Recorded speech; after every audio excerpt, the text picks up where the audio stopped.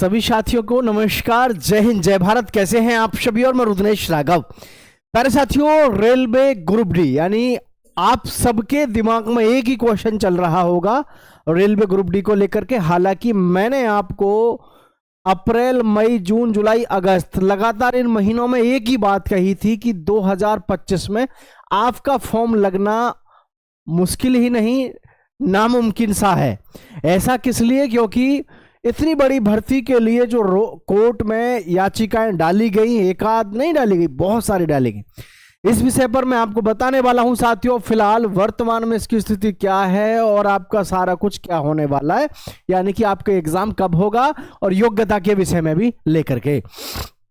तो साथियों, मेरा नाम है रुद्रेश राघव और मैं रुद्रेश क्लासेस यूट्यूब चैनल से। देखिए साथियों, आपको ये तो सबको पता है कि railway recruitment board group D के विषय में जो हमारा इस समय केस है वो कहां पहुंच गया, वो कैट के पास में पहुंच गया। कैट के पास में यानी कि सेंट्रल एडमिनिस्ट्रेटिव ट्राइब्यूनल। ये सेंट्रल एडमिनिस्ट्रेटिव ट्राइब्यूनल का मतलब क्या होता है? इसका मतलब होता है ऐसा विशेष न्यायालय। विशेष न्यायालय का मतलब जहां पर ऐसे विवादों का निवारण किया जाता है जो सुलझने में नहीं आते हैं, उसको विशेष न्यायालय देखता है। अब इसके पास में गया, लेकिन सबसे बड़ी मुसीबत इसमें एक ही लगी कि ये जो फाइनल रिजल्ट था ये आना था 28 अगस्त को। ध्यान हो आपने, मैंने वीडियो बनाया था। अगस्त के बाद में बोले जी सितंबर में। हालांकि ये 26, पहले 26 डेट हुई थी तय, 26 के बाद में 28 हुई, 28 के बाद में बोले सितंबर में आएगा, सितंबर के बाद अब बोल रहे हैं अक्टूबर में आपका फाइनल रिजल्ट आएगा। अक्टूबर हालांकि लास्ट ही चल रहा है, अब कोई बात नहीं है। लेकिन सबसे बड़ी प्रॉब्लम है कि ये कैट के पास भी इसका निवारण क्यों नहीं है, मैं आपको इसके विषय में भी बताना चाहूंगा साथियों। The case has been moved from the high court to the CAT for a final decision.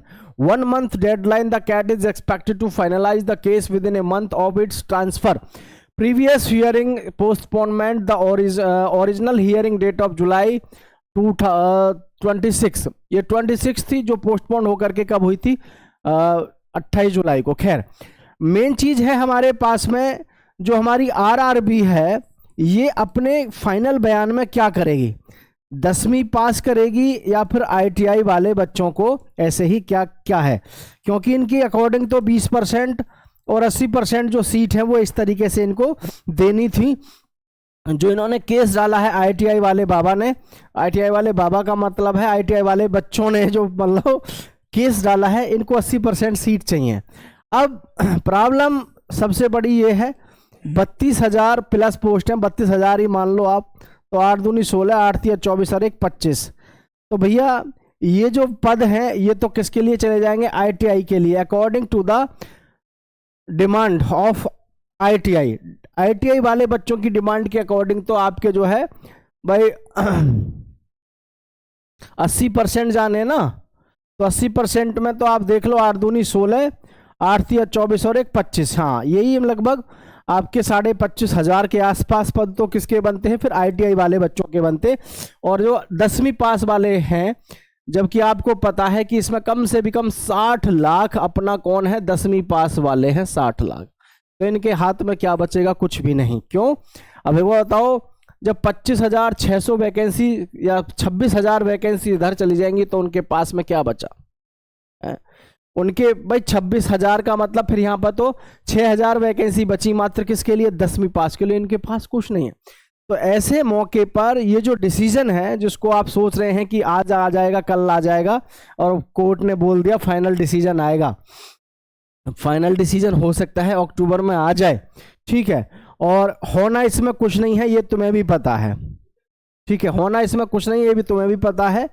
क्यों? मैं किसी को डिमोटिवेट करने वाली बात नहीं कह रहा। सब हर व्यक्ति अपने स्वतंत्र रूप से बोलने के लिए इच्छुक है, वो बोल रहे हैं।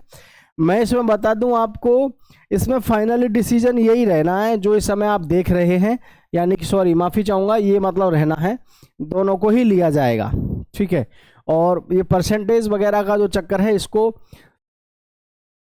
नहीं देंगे ये कि जी 20% और 80%, क्योंकि अगर इन्हें ऐसा करना होता आरआरबी को तो कब का मान गए होते। इनको इक्वल ही रखना है। इनको 10वीं और आईटीआई इनको इक्वल रखना है। इसीलिए तो जो है रेलवे अपनी बात पे अडिग है, और रेलवे को नुकसान भी है अगर ये केवल ITI रखते हैं तो। नुकसान होगा रेलवे को। कैसे नुकसान है? क्योंकि जैसे अभी 1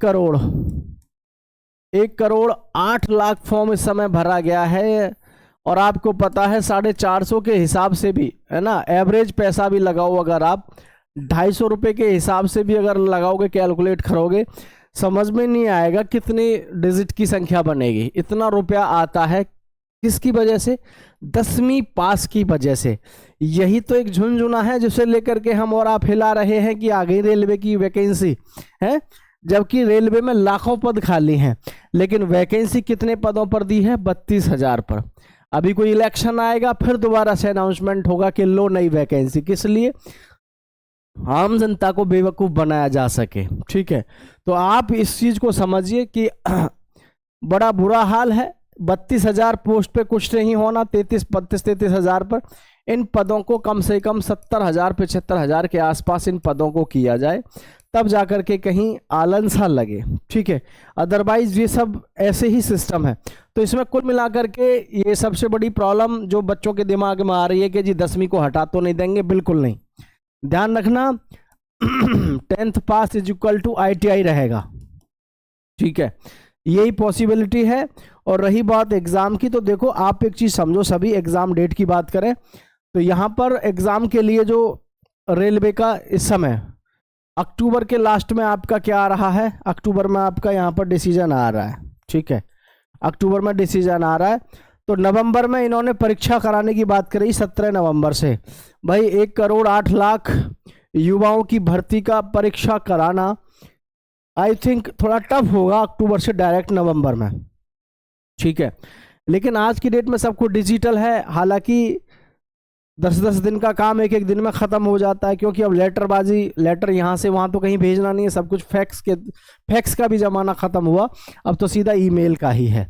तो मेन चीज़ हम ये जो कहना चाह रहे हैं वो यही है कि भाई योग्यता तो आपकी इक्वल रहेगी। और रही बात केस के निर्णय की, केस का निर्णय अगर अब आ गया अक्टूबर में तो बढ़िया है, नहीं आया तो फिर तो पता ही नहीं है कब और कितना टाइम और लग जाए। हालांकि मैं आपको शुरू से एक ही बात कहता रहा था कि भाई आपका, मुझे नहीं लगता किसी भी हालत में कि जी ये 2025 में एग्ज़ाम करा लेगी रेलवे। लेकिन जिस तरीके से अडिग है रेलवे इस समय पर, उस तरीके से तो लग रहा है बजाय नवंबर के भले चाहिए दिसंबर में शुरू कराएं, करा भी सकते हैं।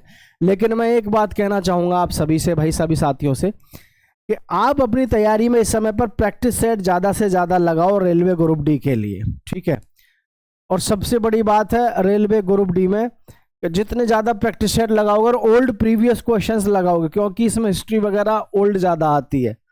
ठीक है, बढ़िया तरीके से लगाओ, अच्छे से तैयारी करो। एग्ज़ाम आपका ईश्वर करे इसी में ही हो जाए आपका नवंबर में ही, क्योंकि इसमें ये फ़ायदा जो लंबे समय से तैयारी करते आ रहे हैं यार, बहुत ज़्यादा समय खींचने की ज़रूरत ना पड़े। तो सभी साथियों से कहना चाहूँगा भाई चैनल को सब्सक्राइब करके दोस्तों के साथ शेयर करना। और रही बात आपके एग्ज़ाम की, तो एग्ज़ाम को लेकर के जो भी परेशान है, बहुत ज़्यादा डेट खींचने वाली अब है नहीं। नवंबर की बजाय ऐसा हो सकता है जनवरी में हो जाए, लेकिन ऐसा नहीं है कि बहुत लंबा समय खींचेगा, बहुत ज़्यादा लंबा खींचेगा नहीं। इसमें बस इतना ही हो सकता है जनवरी में तक जा सकता है, क्योंकि तैयारियां करने में थोड़ा समय लग जाए, बट अब समय आपके पास में बचा नहीं है। रही बात योग्यता की, तो योग्यता आपकी ये फाइनल ही है। 10वीं वाले आप बेनिश्चिंत रहिए। अगर बदलाव करने की आवश्यकता लगती आरआरबी को, तो आरआरबी कब का झुक गया होता, कोर्ट के सामने कह देता कि हाँ ठीक है 10वीं वालों के लिए वैकेंसी थोड़ी कर दो, ITI वालों के लिए ज़्यादा। लेकिन आरआरबी खुद जो है 10वीं पास वालों के पक्ष में है, और आप देख रहे हो कि कितनी बड़े स्तर पे इस पे बार बार विचार किए जा रहे हैं इस भर्ती पर। लेकिन आरआरबी अडिग है। आरआरबी का यही है कि भाई भर्ती उस टाइम पे हमने नोटिस निकाल दिया 80% का, लेकिन ये आप को भर्ती जो है 10वीं और ITI वालों को सेम ही देखनी पड़ेगी। तो सभी साथियों से कहना चाहेंगे नीचे अपने कमेंट में विचार जरूर रखिए, आप क्या चाहते हैं 10वीं या ITI, और एग्ज़ाम के लिए आपको क्या लगता है कि एग्ज़ाम कब होगा। तो सभी साथियों का बहुत बहुत आभार और धन्यवाद। तो भाई एग्ज़ाम डेट को लेकर के फाइनली वैकेंसी बढ़ने की बात है, वैकेंसी बढ़ाई जा सकती हैं। और जहाँ तक बात है कि हमारी एग्ज़ाम डेट को लेकर के, तो एग्ज़ाम डेट नवंबर में तो पॉसिबल नहीं है, दिसंबर या जनवरी में, लेकिन आपका एग्ज़ाम अब डिले बहुत ज़्यादा नहीं होगा, ये पूरी उम्मीद है। फाइनल डिसीजन के आखिर पॉइंट पर हैं हम अभी। तो सभी साथियों का बहुत बहुत आभार, थैंक यू, जय हिंद साथियों।